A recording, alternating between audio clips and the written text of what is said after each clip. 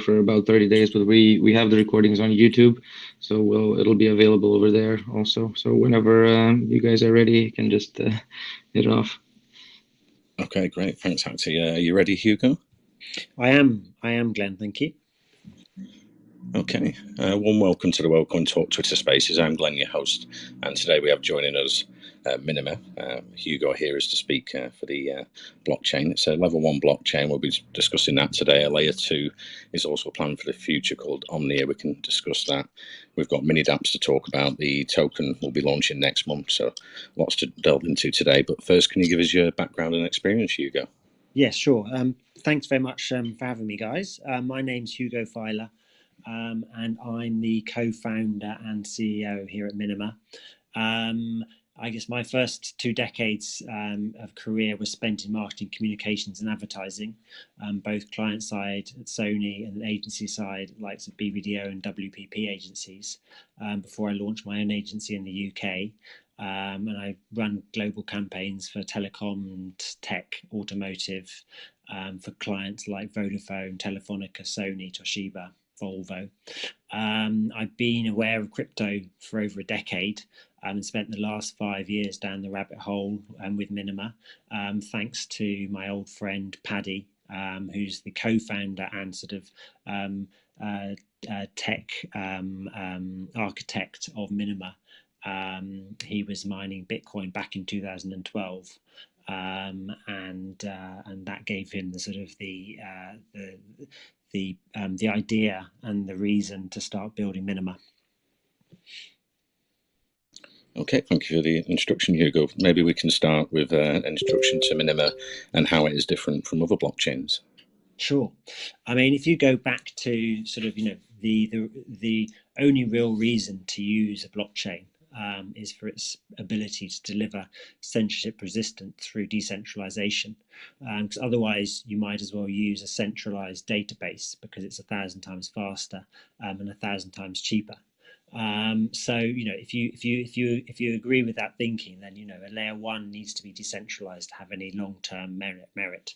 And currently all existing layer 1s have middlemen, whether they're miners or stakers. And Minima is the only layer 1 that is completely decentralized from the beginning and into the future, because it has no middlemen and third parties, because Minima is a POW-backed layer 1 that is so lean and compact that every user can run a full constructing and validating node on a mobile or IoT device. So there are literally no middlemen and third parties that you rely on. It's completely decentralized blockchain.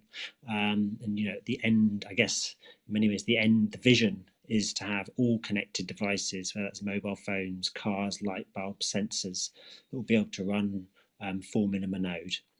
And this will create a fully decentralized, censorship resistant, secure internet layer for value transfer with no middlemen, no third parties, no miners and no stakers to rely on, just devices communicating freely and securely between themselves. I see, Hugo. And it's POW, not POS, so I was wondering, why did you choose proof of work over proof of stake? I know POW is more secure than POS. Can we go into sort of the benefits and why you chose POW? Yeah, I mean, I think when it goes back down to the concept of creating a fully decentralized network, by definition, I mean, the clue is in the title. I mean, proof of stake means that those who have more stake have more say in the network, which again is completely decentralized, is a completely centralized way of looking at things, whereas proof of work is not based on how much how much money you have and how much stake you have. It's much the amount of work that you do.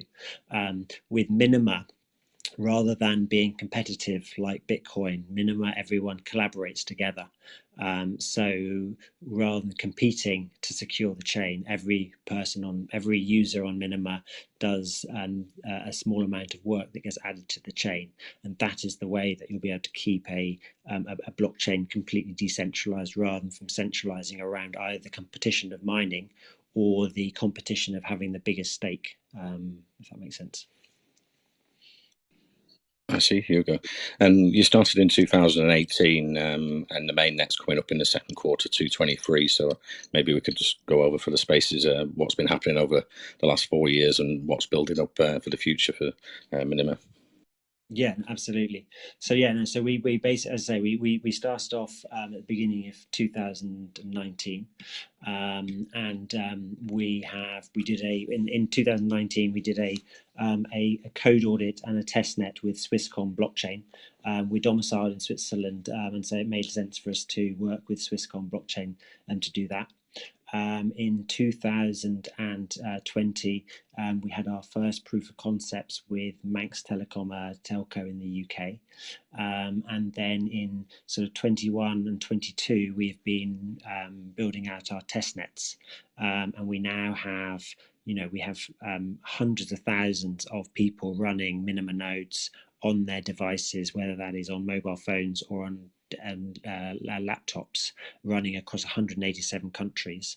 And we're now, as a very exciting time to talk to you guys, because we're now at the point when we are at we're just about to get to our mainnet launch, and our mainnet launch is happening in February, and that coincides with our public pre-sale. And the public pre-sale will then be followed by listings on 2 or 3 top tier 2 exchanges, basically. And so yeah, we've been building slowly and surely, and now we're at the point where we're actually launching to mainnet with a huge community of people actually running the network across the globe. Awesome, Hugo. So it's been running great on the testnet, and you're ready for the mainnet launch, like you say, in a month. And the public pre-sale, I think at the moment as well, you've got a wait list if investors want to join that, and everyone can get involved that way. That's right. Yes. I mean, hopefully there'll be links at the end of this. So we have a wait list. So yeah, please sign up for that, and then there'll be email updates, and also on our community as well, both on Twitter and also on Discord. We have a large Discord community, and also on Telegram as well. So hopefully all of those links should be with you guys. I see, Hugo. And you mentioned nodes there. I'm not really up on that, but how do I run my own node? Is it easy for a beginner to get involved? It's extremely easy. I mean, I think, the whole point about being decentralized is that you have to have accessibility. You can't need to have a huge computer or a science degree in order to be able to do it. You need to be able to do it really, really easy.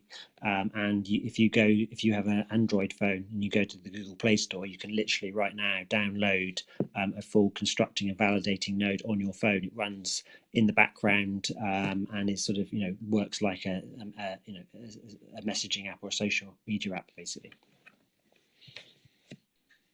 I see. Hugo, and can we go into the mini DApps? What is a mini DApp, and how do they differ from other decentralized applications, DApps? Yes, so a mini DApp runs on the network. A mini DApp is essentially it's a self-contained web app that runs locally in browser, not on any centralized server, and interacts with the internet and the Minima blockchain via the APK. And so the APK is essentially a sort of tiny server with a blockchain serving it. So it's a fully decentralized application that anyone can run, and they are served to local IPs on your device. Okay, great, Hugo. And I was looking at some of the mini DApps. You've got Max Solo, it's a P2P chat app, and Future Cash mini DApp. Yes. So,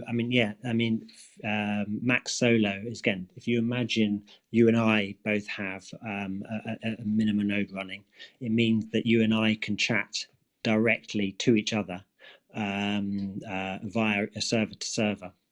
So it means that no one else on the network even knows that we're chatting.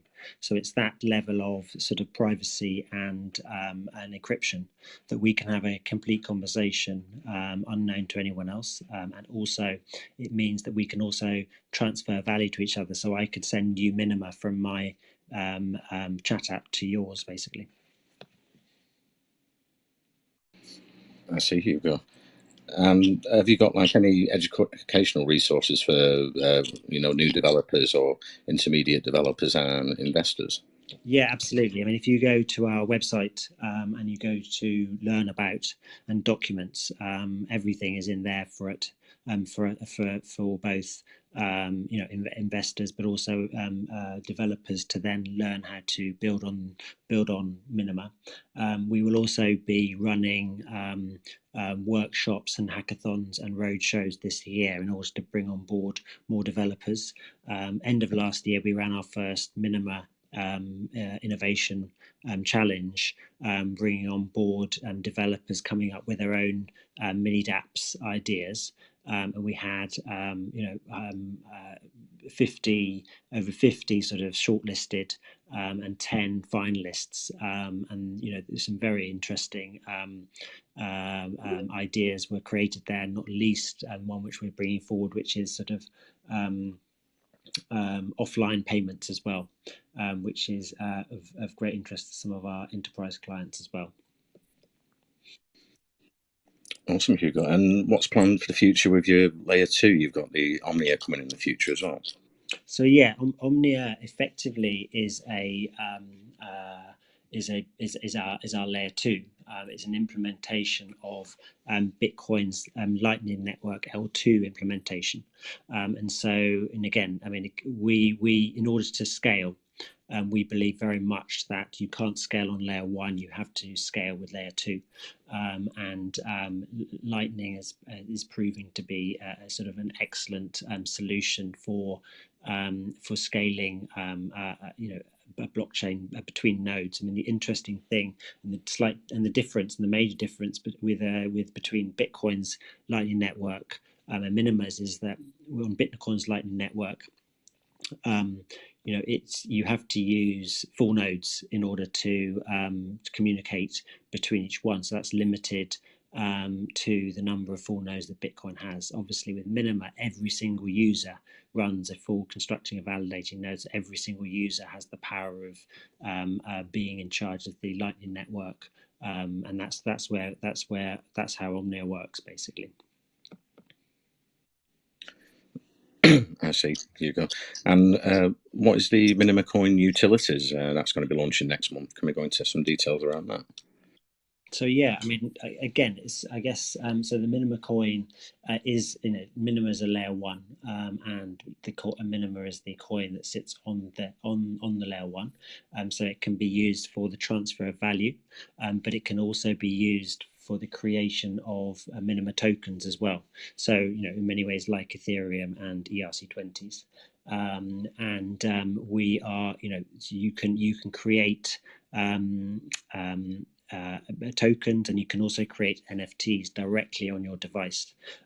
Because Minima runs in full on device, it means that you can actually mint NFTs on your device and send them to others.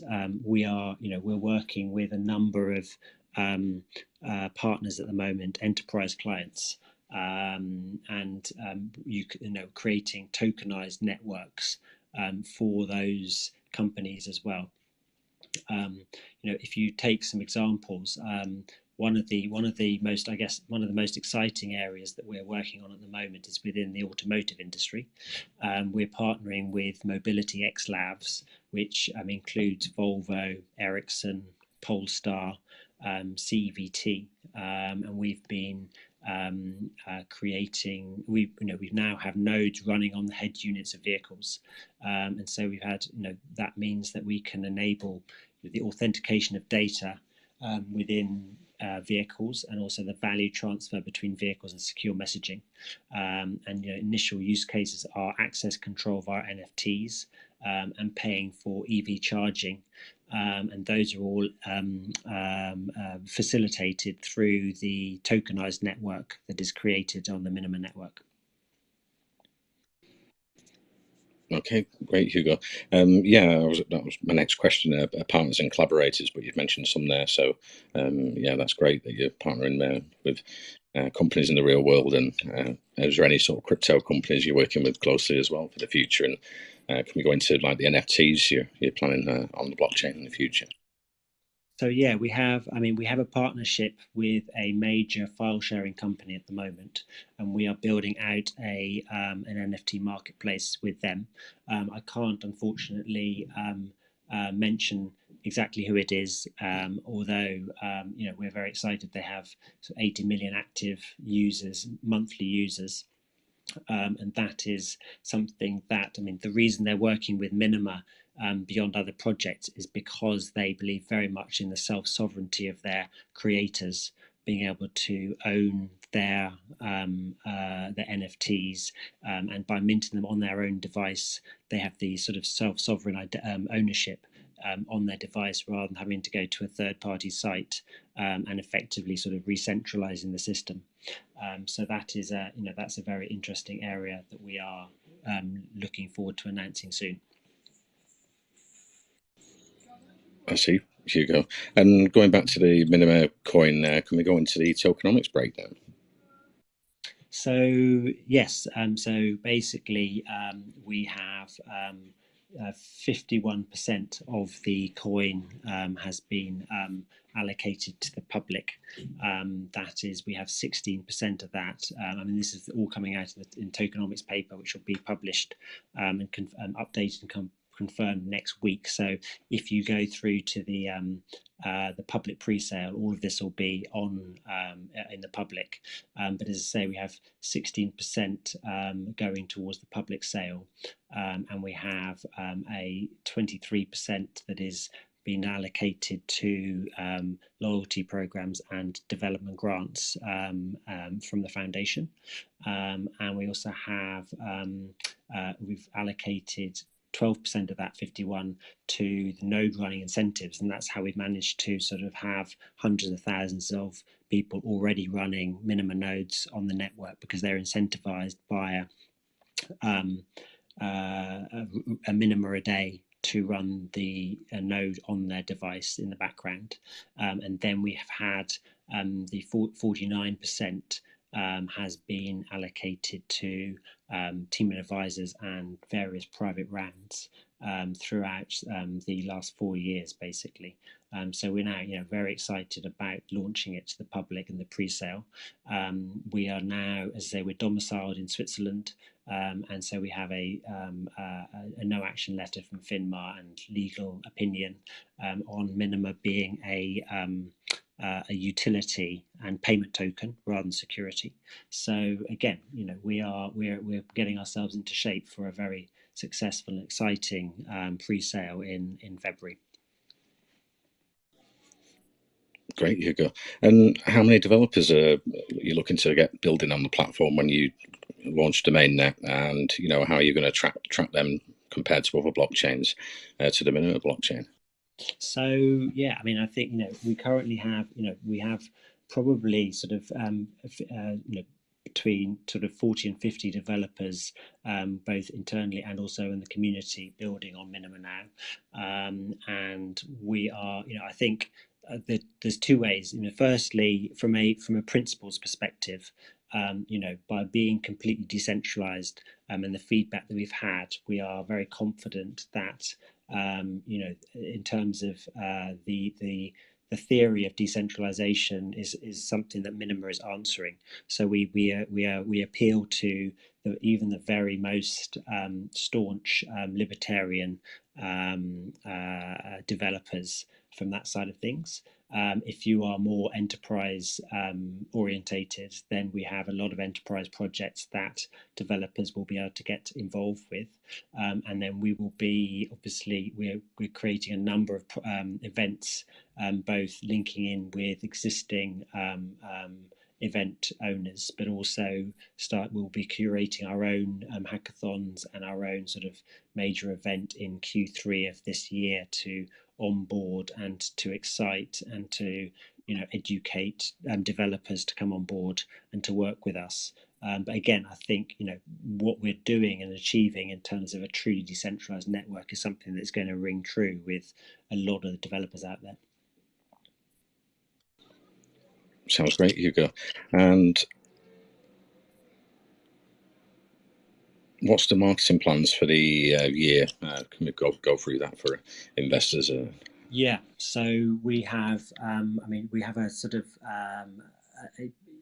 sort of multi-layer, a multi sort of layer plan for that. Basically, we are working across some multi-channel.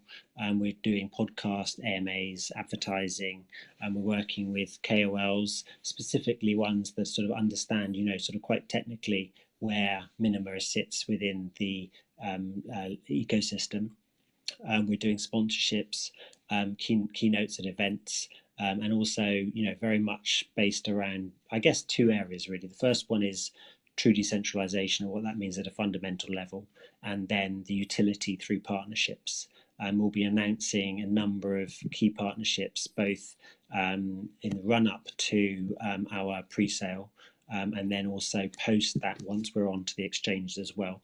And we'll also be creating a number of exciting sort of yield products that will be fully collateralized and fully non-custodial. So, for encouraging people to come to the network for yields, but also, as I say, they're going to be fully collateralized with Minima, and also completely non-custodial because everyone runs full nodes on their device. So, we feel that's going to be a very compelling product, especially given the sort of, the current market conditions and the current sort of market sentiment and sort of past few months of, crypto winter, if that makes sense. I see, Hugo. And what's the sort of size of the core team and the extended team at the Minima blockchain? So yeah, well, we have, in terms of the core team, we're about 24 of us. We are completely decentralized. We're based across all continents and all time zones. The core team consists of technologists, community marketing, legal compliance, and partnerships. I was working it out, we have about 120 years of blockchain experience between us. It makes us sound quite old, but it's a strong team. A lot of us have been there right from the beginning, and we're very excited now to be getting ready to launch. Our main channel for communication is Discord. We have over, I think, 80,000 in our Discord channels now, and obviously we have sort of in-app comms with on our node runners as well. So we have a great sort of community team that are managing sort of a number of ever-growing different language channels. As I say, we're now in 187 countries across the globe. So it's an ever expanding team, and we're always amazed and excited about how that is sort of expanding sort of node by node across the world. Awesome, Hugo. And with the mainnet launching next month, you were saying, what sort of DApps and mini DApps are you looking to produce and other developers to come on board and build on the blockchain? So, I mean, the initial DApps that we will launch with on Minima nodes will be a wallet, obviously, where you can create, hold your coins, but also create NFTs. The Max Chat, which is the peer-to-peer chat app. Future Cash, which will be part of the yield program, where effectively you put coins into the Future Cash app and you can send it to yourself in the future. So then it actually then appears in the future. We also have Terminal and Script IDE, and also so those are the main ones that we have now. We'll be looking to build a vault as well. So that vault is effectively removes your private keys from the device to keep it secure. And then obviously we'll then be working with both our partners in enterprise to create applications for their use case, but then also, as say, running workshops and hackathons for other developers to build their own mini DApps as they see fit. In terms of, we have a team that has already started working with a lot of developers, and they will be working with them, improving the documentation, and just helping them sort of with their development needs. I see, Hugo. And what's the sort of gas fees for the Minima blockchain, and what are the advantages compared to other blockchains? How are you going to compete in the space?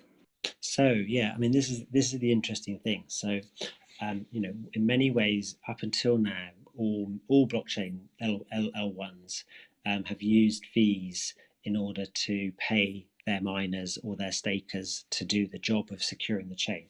And Minima is different in this instance because everyone does a little bit of work themselves in the background. So there are no gas fees to pay. So we're not having to increase gas fees in order to pay the miners or the stakers. Everyone does the work in the background. So actually fees are going to be very, very small. There is going to be a burn mechanism. So if you are doing transactions on layer 2, so Omnia, and you want to prioritize your transactions onto layer 1 for their settlement, you will do it. You have a small burn, but that burn doesn't go to anyone, so it doesn't have to be a certain size. The reason we have the burn is in order to stop DDoS attacks and spam. But again, we're looking at very, very low sort of transaction fees effectively because there are no fees to pay miners or stakers, if that makes sense. Sounds great. And with it being power, it's more secure. I mean, there's been a lot of problems around POS and hacking and things like that on level 1 blockchains as well. Layer 1, should I say? Yeah, I mean, there's always an interesting debate. There's often, as Ethereum moved, it was an amazing move from a technical perspective to move from proof of work to proof of stake. They sort of talk about it being a sort of changing a car's engine while it was still going along. So it was an amazing feat of engineering, but they did at that point sacrifice the one reason that you have a blockchain, which is decentralization.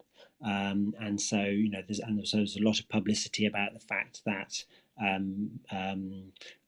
Bitcoin and POW creates a lot of energy usage and how terrible that is. But actually, there are reasons why you want a decentralized network. And so, there are, and the way that Minima operates with proof of work is it does it rather than a centralized and competitive way to use as much energy in a centralized way as you possibly can in a mining farm. Everyone does a very, very small amount of work. So actually the amount of energy that each person uses is very small, but it's also very distributed. And it also means that because we're not competing to try and use as much energy as possible, it means also that it's very competitive.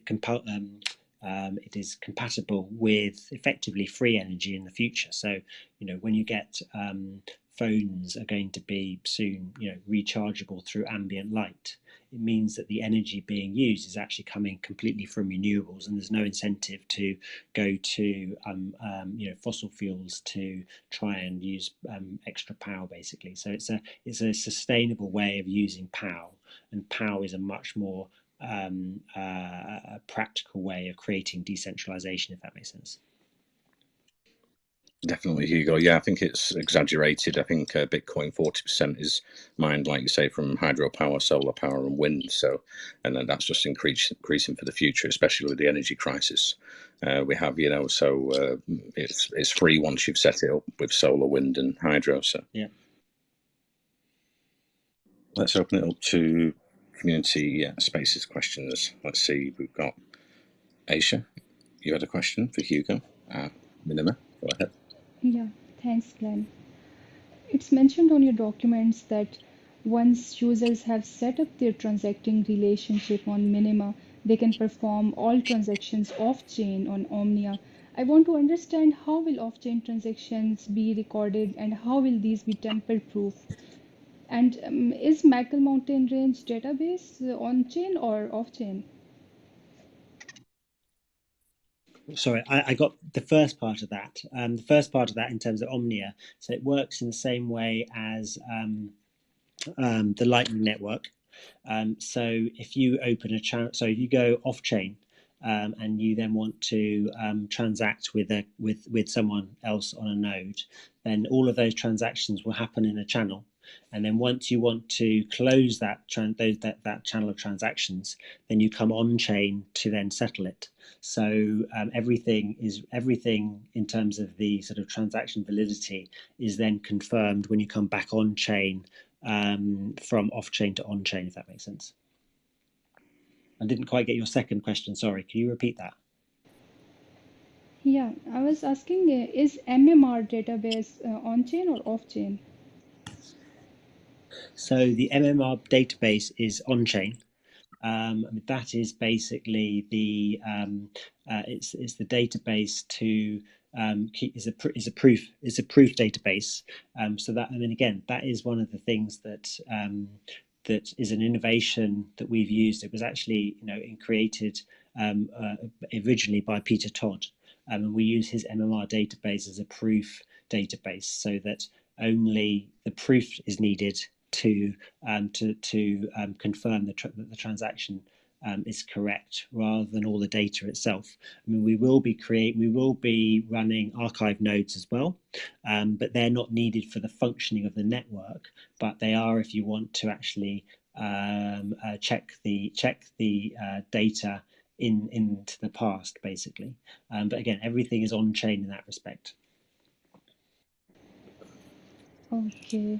I've also read on your documents that the burn is a small cost which is incurred when sending transactions on the Minima network during times of high demand. I was wondering what will be the estimated range of fee during the periods of heavy traffic or congestion? I mean, that's a good question. I mean, at the moment, I mean, we don't know how much it'll be. Again, I guess the most important thing is that it doesn't have to be high, because there are no miners or stakers to pay. So effectively, if you can prioritize your transaction with an extremely small burn, then you will do that. So it's sort of the financial incentive is to spend as little as you need to in order to do that, rather than have fees that are as high as they can be in order to pay miners to secure the chain. Understood. I also want to know what measures have you set in place to avoid congestion on Minima network? Sorry, what? Sorry, can you say that again? Sorry. I'm asking, what measures have you set in place to avoid congestion on Minima network? So that is something that I would defer to our technical team to give you an answer on. If you are on Discord, then they are extremely friendly bunch who will be able to help you with that. Or you can actually DM me and I will find the answer out for you. Okay, sure, I'll DM you. So, next question. As all users only keep the parts of the MMR tree required to create the proofs for their own coins, which is a tiny amount of data compared to all the coins in the network. I was wondering, does it mean that all transactions are not public, as on Etherscan or BSC scan? So, I mean, everyone keeps their own transactions, but there what nodes have done what transactions. So we run a pseudo anonymous, not an anonymous network. So you will be able to tell which transactions happen from which nodes. But in terms of the functioning of the network, it's based on the fact that of their own data. All right. Okay, last thing from me. I want to know, do you have any compliance program for anti-money laundering and illegal activities, as well as tools for proactive detection of suspicious accounts and fraudulent activity on your network? So, I mean, we are again, at the moment, we don't have those tools, but we're definitely looking to work with sort of chain analysis type companies. So, with the archive nodes, you'll be able to work out which nodes have carried out which transactions. But again, that's pseudo-anonymous rather than anonymous. From a compliance perspective, as I say, we are looking to create a completely decentralized network rather than a regulated entity at higher levels in terms of service providers and applications that sit on top. At the moment, we've been concentrating on creating the layer one element of that, which is the totally decentralized network. Understood. Thank you. Thank you so much for answering all my questions. Thank you. Thank you for the questions. Thank you for the questions, Aisha. I was wondering, Hugo, there's options to become an ambassador for Minima. I'm looking at who you're looking to attract for that position and how people can approach you if they would like to be an ambassador for Minima. Yeah, the best way to be an ambassador within Minima is to go to the Discord. And again, we're looking for all sorts, whether they are sort of country specific or whether they are skill set specific, whether that's developers or whether that is marketeers or community leaders, or even just inputs into the ethics around blockchains and decentralization. So yeah, please go to our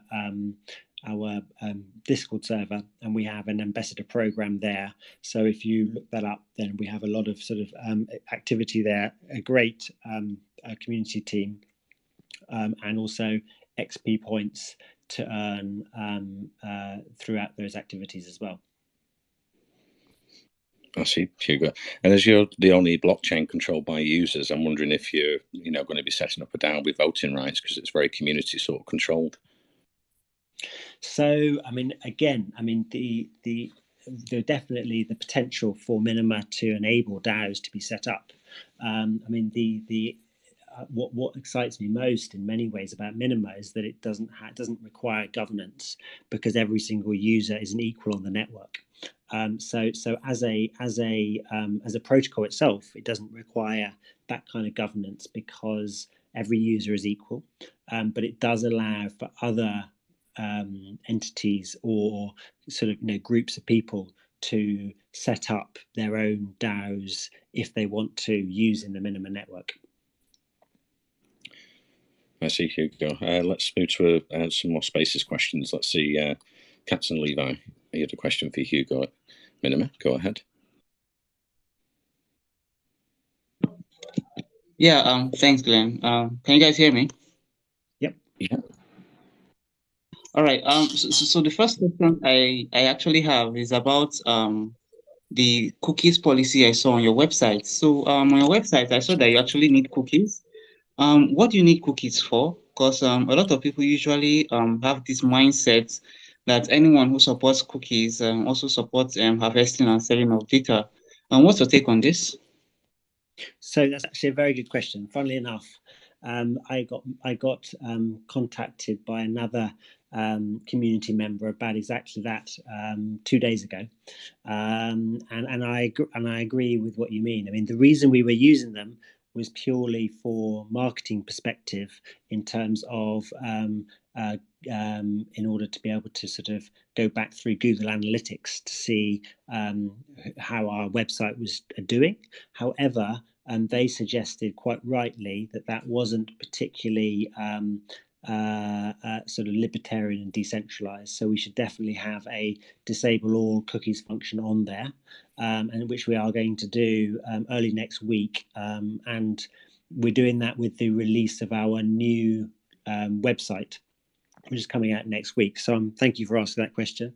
And I'm pleased to say that I agree with you and that we are going to change our policies on that. If you want to do the analytics on the website, that's how you do that. But again, we're going to have a very clear button so you can reject all and not be followed if that is your preference. Yeah, I think I believe there's actually a way around that because based on those who click on the reject all policy, you can see the fact that they actually visited the website. I think it should be enough to make a count. Aside from that, when with the updates, when I wanted to check the read more on the info to read more about the cookie policy, it actually redirected me to a page on your docs that did not exist. Is this actually part of the reformation to the new website protocols? So did you say is it going to be updated? Did you say? Yeah, that's what I'm asking. Is that going to be updated? Yes, we will update it as well. Yeah. All right, sounds good. Okay, then the next thing I wanted asking was that I really appreciate the fact that you actually support the proof of work. But despite that, there are actually some drawbacks, and the most obvious one being the fact that it actually takes a lot of energy. Some other companies are actually doing some research on how to make more efficient proof of work algorithms. And do you have a research and development department that's actually taking care of this so that they can, keep up to date with the latest trends and more greener initiatives? Yeah, I mean, it's something that's very, very important for us to be able to make sure that we're as efficient as possible, because we're aiming to not only go onto mobile devices, but also onto IoT devices as well. So we are working very hard to continue the efficiency with which the proof of work is created, and and I guess the other point as well is that as devices become more powerful, then relatively speaking, the amount of energy that they are doing on the device itself will go down, relatively speaking, as well. I mean, if there is anything that you have in terms of research and development, or if it's an area of interest to you, then say please DM me, and because I'd love to talk to you more about it. Wow, that's actually awesome. I think I'm going to hold you up to that DM. I'm going to send DM to that because I'd like to know more. I think you may have addressed the incentive program before, but why did you give this long space? You actually saw that you closed the incentive program, although I was not aware of it. But you said that existing users will continue to earn, but will be rewarded 2023 March. First off, there's no specific day in March. So is it that the whole of March will be used to disburse these reports? So the reason everyone who has been running a node up until the end of 2022 and who's continuing to run it will still receive minimum incentives for running their node currently. The reason why we are then stopping it in March is because that is when we have our distribution period, and that is ahead of then also listing on our initial exchanges as well, basically. And we will be giving, I'm assuming it sounds like you're in the community, which is great. You'll be receiving more emails about that distribution process. And we also we stopped it now. We're doing a proof of person period, whereby in order just to sort of be able to claim your minima coins in March, we're just doing a proof of person process. That's not KYC, it's just proof of person. And so, yeah, that's the process. But the dates will be confirmed very shortly in communications to all of our community members, and you'll be able to see it on our Discord and our Twitter and Telegram as well. Okay, I completely understand that. Okay, be as it may, I can actually see that although it's actually closed, someone can actually still run nodes. Can you tell me the specifics of the device, the specs of the device that is needed? Because I can see that Linux actually supports it, but it isn't supported on Android or iOS. Yeah, so at the moment it's on Android 9 and above. You can run a minimum node, and then also on servers as well on Linux and via Docker. We are working on the iOS implementation, and that is due in Q3, Q4 of this year, basically.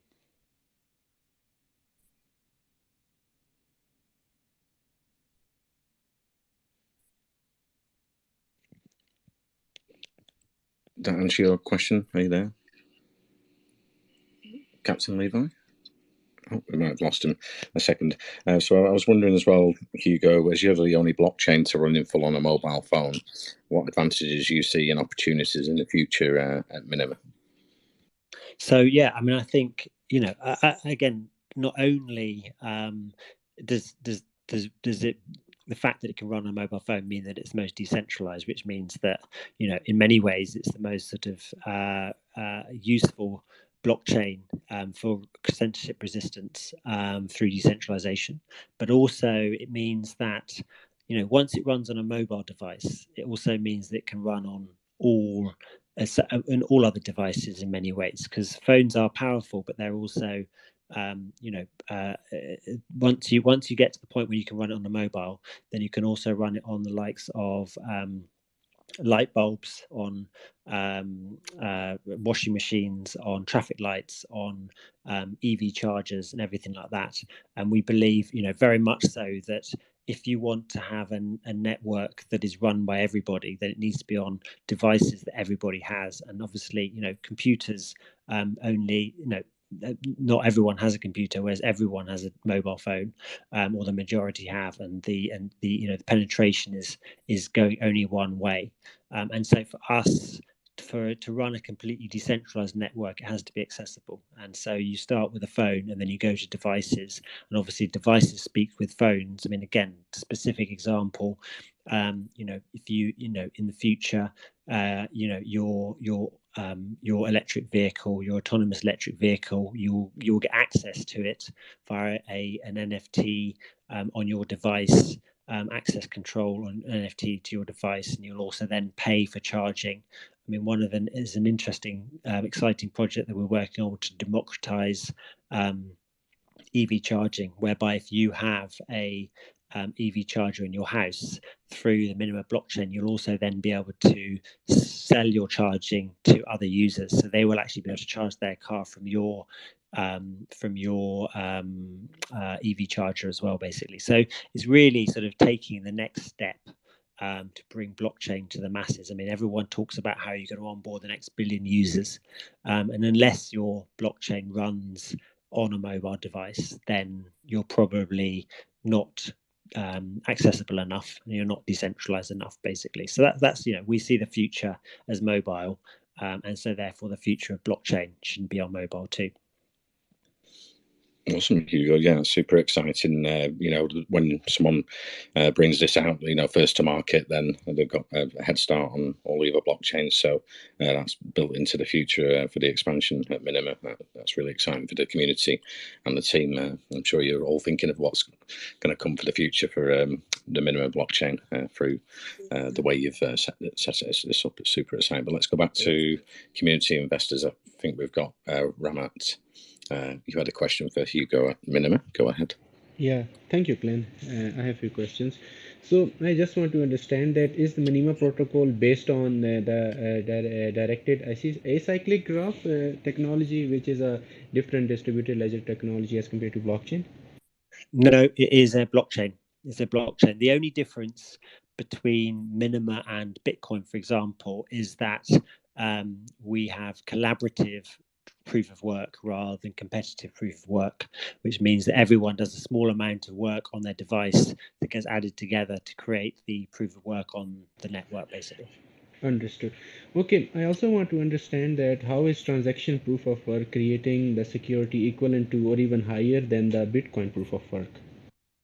So, I mean, as I say, at the moment, the one thing that Minima needs is lots of users, because obviously at the moment, you could have one miner, and you've almost got that now. I mean, in Bitcoin, you have 3 mining pools that control 65% of the hash rate of the Bitcoin network, and it's very secure. But that means that they're quite centralized around 3 pools. With Minima, we need lots and lots of users to create ever increasing amounts of hash rate. But again, it's not the amount of hash on the rate on the network that creates the security. It's the distributed nature of the hash rate on the network. And so that's where we're heading. I mean, obviously at this stage, we aren't nearly as secure as Bitcoin, but when we have hundreds of millions, if not billions of devices all doing a very small amount of work that gets added together, then we will have a lot of hash rate in a very distributed way on the network, and that's where we will create our security. Understood. Okay, it's mentioned on your document that the higher the difficulty, the more proof of work energy is required to mine a block. It got me thinking that if more power is required to mine a block, will mobile phone with faster processor chipset like Apple A16 Bionic or Qualcomm Snapdragon will be required, or users have to run these node on a computer with more computational power? So, I mean, basically, we're not. You can't run Minima node with an ASIC computer, and that's very specifically because we're not looking. There's no incentive for a user to use more hash rate than it needs to, because it's not paid to. Obviously, a miner on a Bitcoin network wants to do as much work as possible because that gives them more chance to find the next block.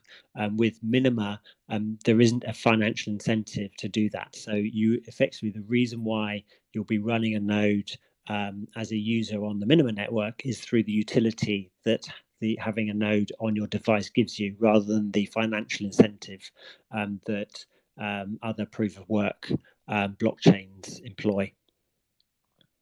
Okay, got it. Okay, it's written on your documents that Minima uses technology like Bitcoin, model like Bitcoin, I should say, which is UTXO model, and which is quite different as compared to other blockchains.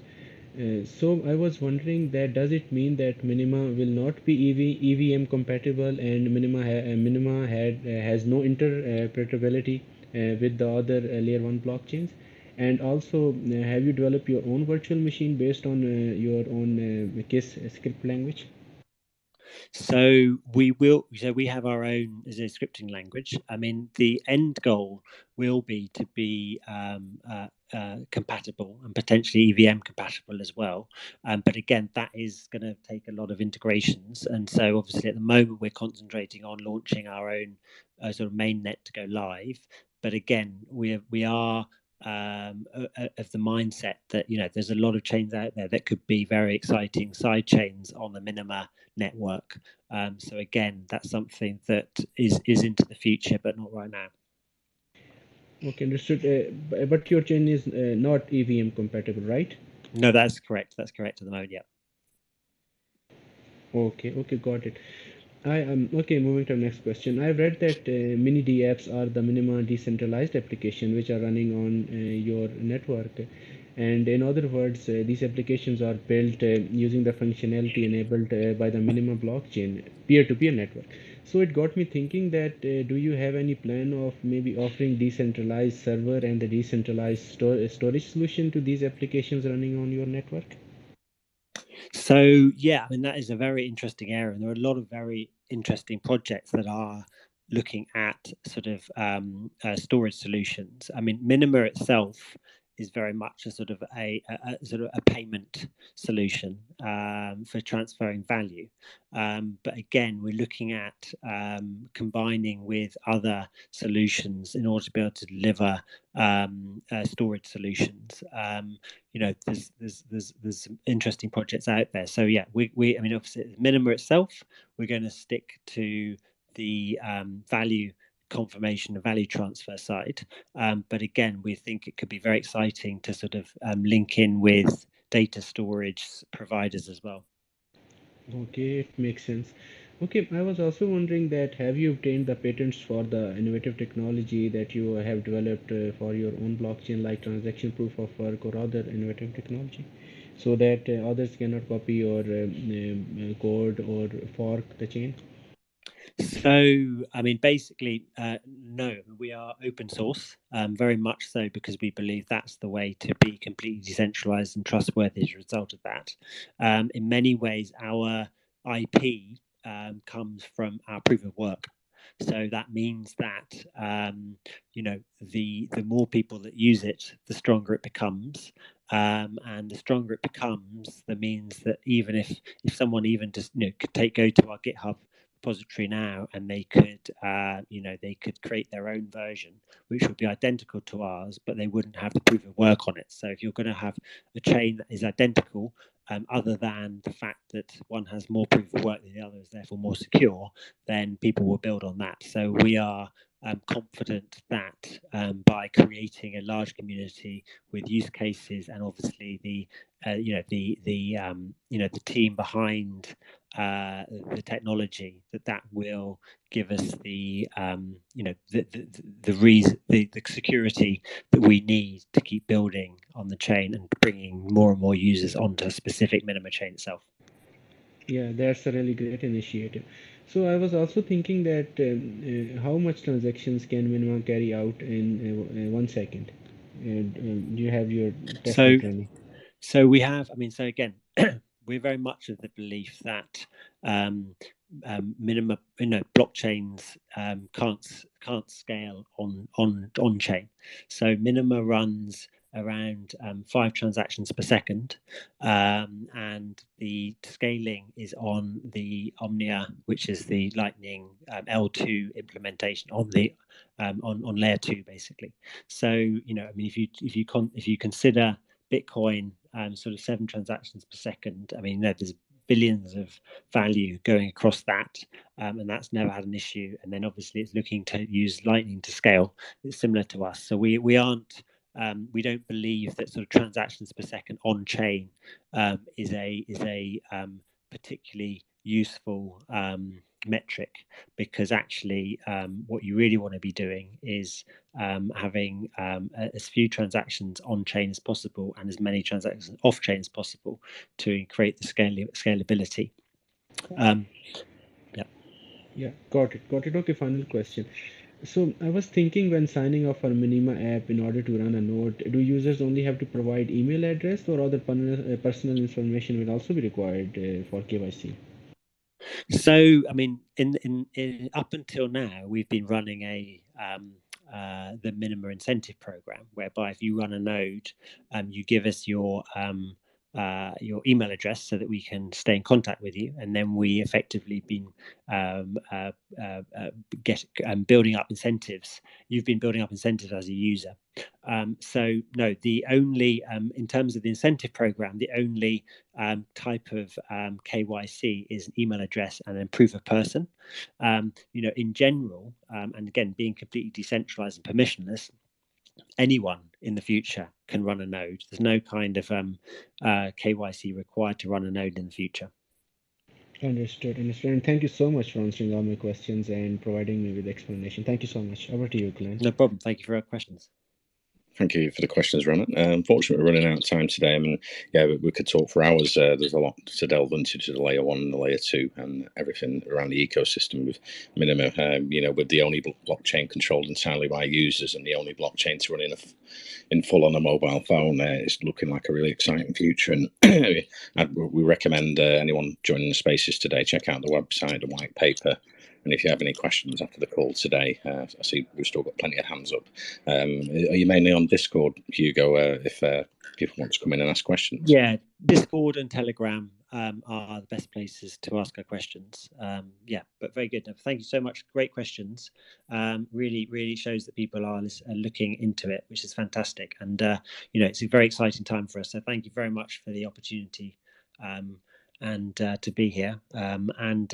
We look forward to seeing everyone in our channels and at our pre-sale and everything like that. Okay, great, Hugo. If you've got any closing, we've got a couple of minutes left. If you've got any closing for anything for the spaces today, go ahead. Cool. No, I think again, it really, it's it's been a long journey for us, and so we're very excited to be here and to be finally launching. The original Bitcoin white paper was looking at the idea of a sort of a decentralized system for consensus in order to create censorship resistance.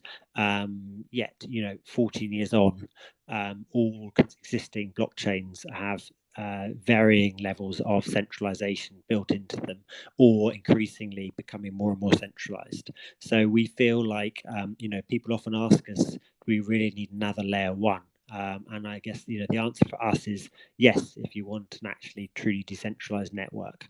And that's what we're now building on, something that is in everyone's hands, is accessible to everyone.